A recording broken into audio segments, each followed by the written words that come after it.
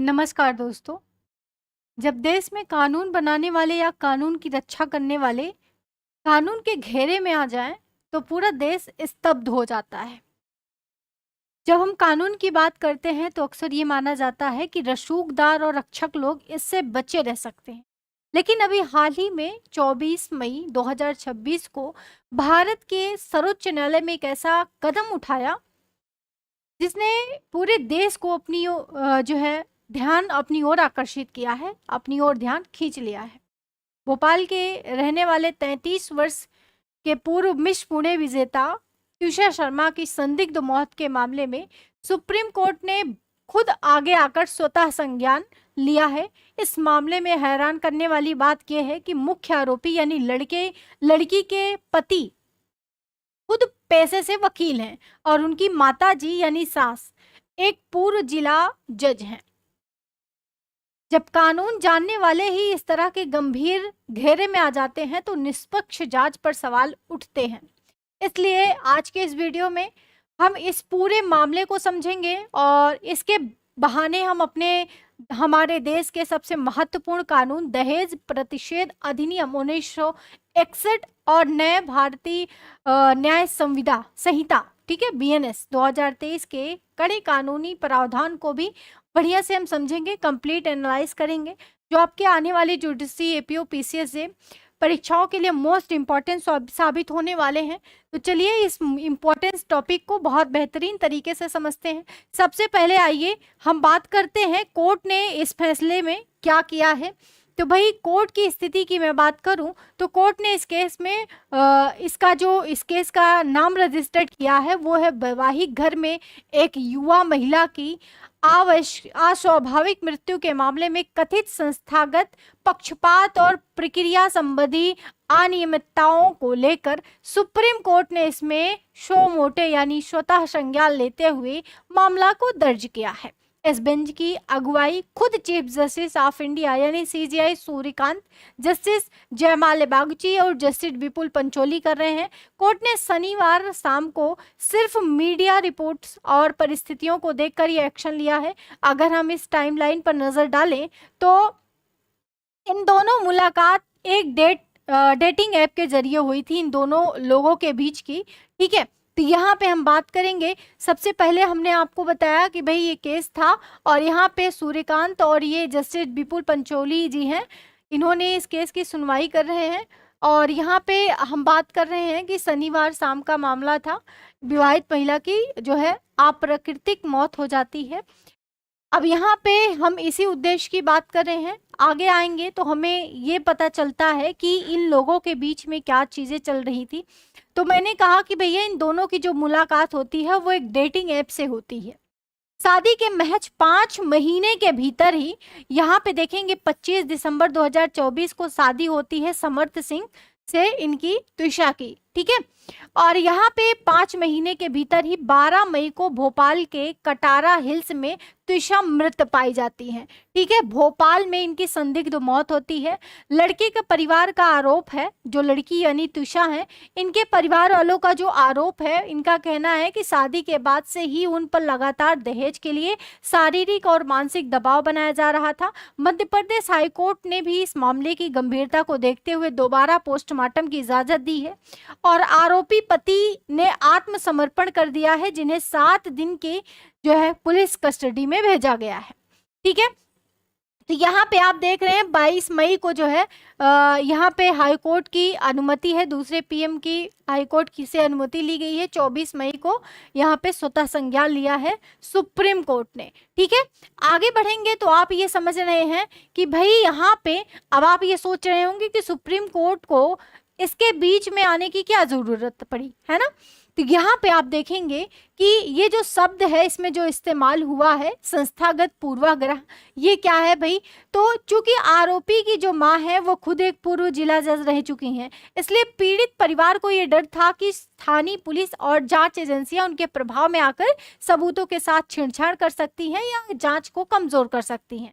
Supreme court ने स्वतः संज्ञान लेना देश का यह संदेश देता है कि आर्टिकल 14 यानी समानता का अधिकार के तहत कानून के सामने सब बराबर हैं, चाहे कोई कितने भी बड़े न्यायिक पद पर क्यों ना हो। इसलिए तो यहाँ पे देखिएगा, चलिए इस पूरे संदर्भ को हम समझते हैं। हमारा मुख्य कानूनी यानी दहेज प्रतिषेध अधिनियम आपका कहता क्या है। तो यहाँ पर मैंने सारी चीज बता दी कि भैया ये सारी ढिलवाही ना हो पाए, यहाँ पे साक्ष्यों के साथ छेड़छाड़ ना हो पाए, यानी जैसे सीसीटीवी फुटेज और कॉल रिकॉर्ड में जो भी संगतियां हैं वो ना पाई जाए, इसलिए ऐसा किया जाता है, स्वतः संज्ञान लिया जाता है। ठीक है, यानी आप कह रहे हैं कि इसमें जो है सुप्रीम कोर्ट आता है। आगे बढ़ते हैं तो मेन चीज हमारा स्टार्ट हो रहा है कि दहेज प्रतिषेध अधिनियम 1961 आखिर है क्या। ठीक है, चलिए देखिए सीधे हम कानून की किताब पर चलते हैं। यहाँ पे जब मैं बात करूंगी दहेज प्रतिषेध अधिनियम की, तो यहाँ पे इसकी जो धारा है 2, इसको देखिए ध्यान से। तो ये दहेज की जो है कानूनी परिभाषा है, यानी ये परिभाषित करता है कानून को। ठीक है, परिभाषित करता है कानून को। इसमें दिया क्या गया है, इसमें दिया क्या गया है, तो इसमें ध्यान से पढ़िएगा। इसमें जो बातें कही गई हैं बहुत स्पष्ट है। धारा 2 जो है वो दहेज को परिभाषित कर रहा है। आसान शब्दों में मैं कहूँ तो शादी के पहले, शादी के समय या शादी के बाद कभी भी अगर एक पक्ष दूसरे पक्ष को कोई भी संपत्ति यानी प्रॉपर्टी या फिर मूल्यवान प्रतिभूति देता है या देने के लिए राजी होता है तो वो दहेज है। इसमें लड़की या लड़के के माता पिता द्वारा दिया गया सामान भी शामिल होता है। लेकिन यहाँ 2 बात ध्यान से सुननी होगी, बहुत जरूरी है। पहला है, मुस्लिम पर्सनल लॉ के तहत दिया जाने वाला मेहर दहेज की परिभाषा में शामिल नहीं है।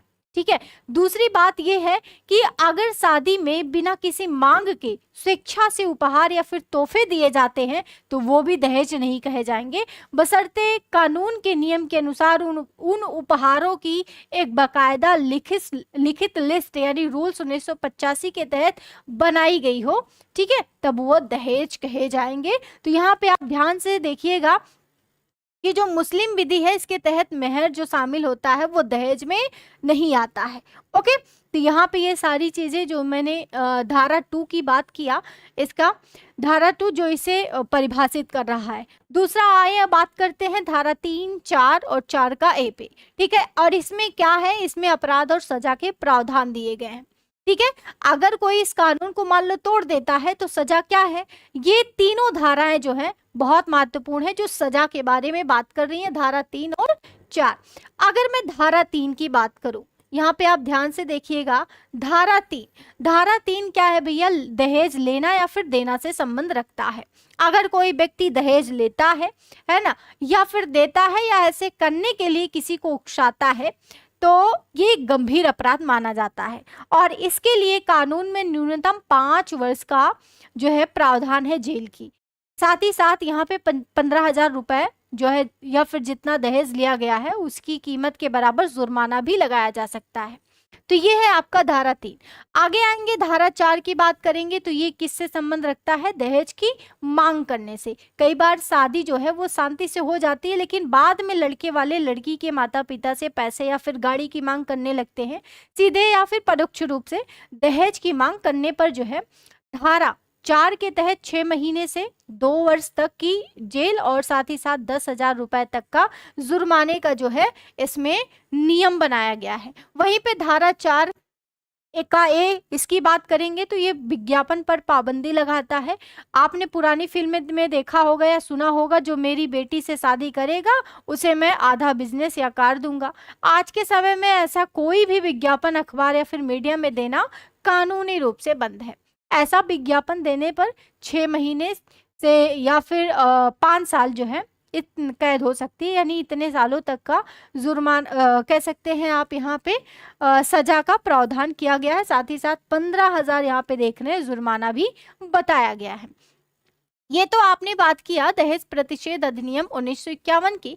अब आगे बढ़ेंगे आप तो यहाँ पे आइए थोड़ा बिजनेस के टच में देखते हैं कि आखिर नया बदलाव क्या हुआ है। अब आप जितने भी लोग हैं, जितने भी कंपटीशन की तैयारी कर रहे हैं, एपीओ, पीसीएस, एलएलबी, बीएलएलबी, सभी बच्चों के लिए है कि यहाँ पे जो भी आप एग्जाम की तैयारी कर रहे हैं वो लोग बहुत ध्यान से सुनिएगा और कोशिश करें नोटबुक में इसे नोट कर लें। यहाँ पे जो तुषार शर्मा है, इनका जो मामला था एक अप्राकृतिक मौत, अननेचुरल डेथ का मामला था, इसलिए यहाँ केवल दहेज निषेध अधिनियम की धाराएं नहीं लगेंगी, है ना। किसका, दहेज निषेध अधिनियम की धारा नहीं लगेगी, क्योंकि इसमें से कोई कंडीशन नहीं बन रही है ना। तो चलिए यहाँ पे मैं बात करूंगी अभी क्यों नहीं लग रही है भाई। देखिए, बल्कि यहाँ पे आपका लग रहा है मुख्य क्रिमिनल लॉ। क्योंकि हम साल 2026 में है, इसलिए अब पुरानी आईपीसी की जगह बीएनएस भारतीय न्याय संहिता 2023 लागू हो चुका है। परीक्षाओं में आपसे नई धाराएं पूछी जा सकती हैं, तो नोट कर लीजिएगा।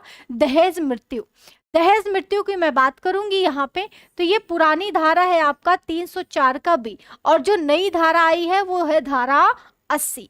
ठीक है, आईपीसी की धारा थी 304 का बी, और वो बीएनएस 2023 की धारा 80 बन चुकी है।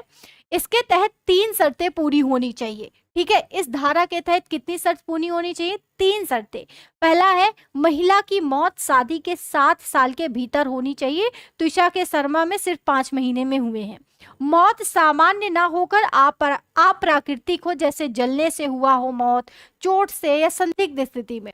तो तीसरा क्या है, तीसरा है दिखाया जा सके कि मौत से ठीक पहले, सून बिफोर हर डेथ, उसे दहेज के लिए प्रताड़ित किया गया था। इसकी सजा न्यूनतम 7 वर्ष से लेकर आजीवन कारावास तक होती है। तो ये है दहेज मृत्यु की धारा 80। अब आगे बढ़ेंगे तो यहाँ पे बात करेंगे क्रूरता, क्रुएलिटी की। तो ये आपकी पुरानी धारा है आईपीसी की 498 का है, वहीं पे अब बीएनएस की धारा आ चुकी है 85 और 86। ठीक है, अब देखिए इसमें मानसिक और शारीरिक दोनों तरह की प्रताड़ना को शामिल किया गया। पहले शारीरिक ही था, लेकिन अब मानसिक भी यहाँ पे शामिल किया गया है।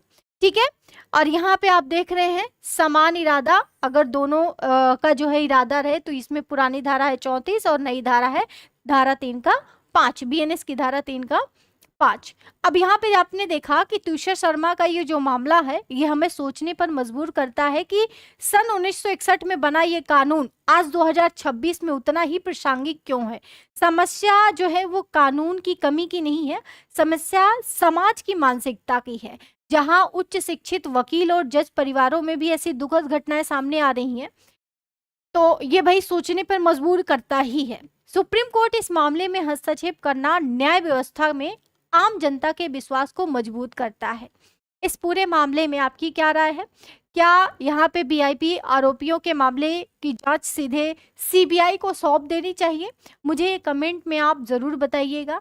ठीक है, ये आपका पूरा का पूरा नया प्रावधान था, नई बातें थी, जिसमें हमने ये बताया कि जो बीएनएस की धारा 80 है वो ये सारी चीजें बताती है। ठीक है, यहाँ पे इसी चीज को मैंने बहुत बेहतरीन तरीके से बताया था। यहाँ पे धारा 85 और 86 में क्या कहा गया है ये भी बताया कि भैया मानसिक क्रूरता भी होनी चाहिए।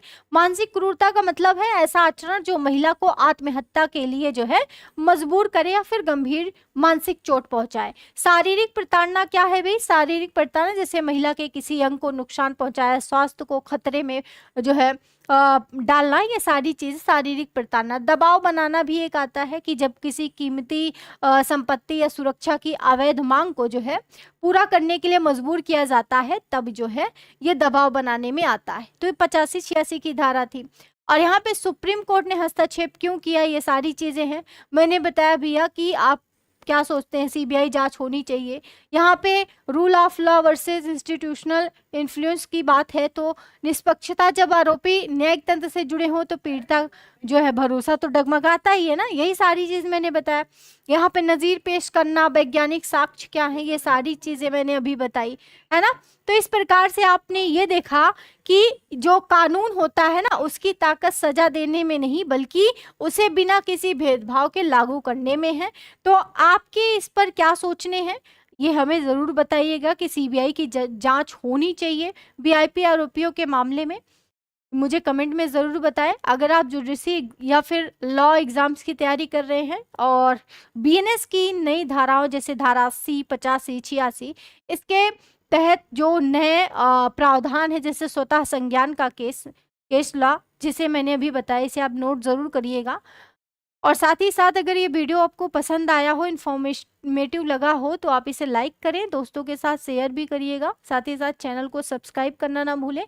मिलते हैं आपसे वीडियो में, अगले वीडियो में नए कानूनी विश्लेषण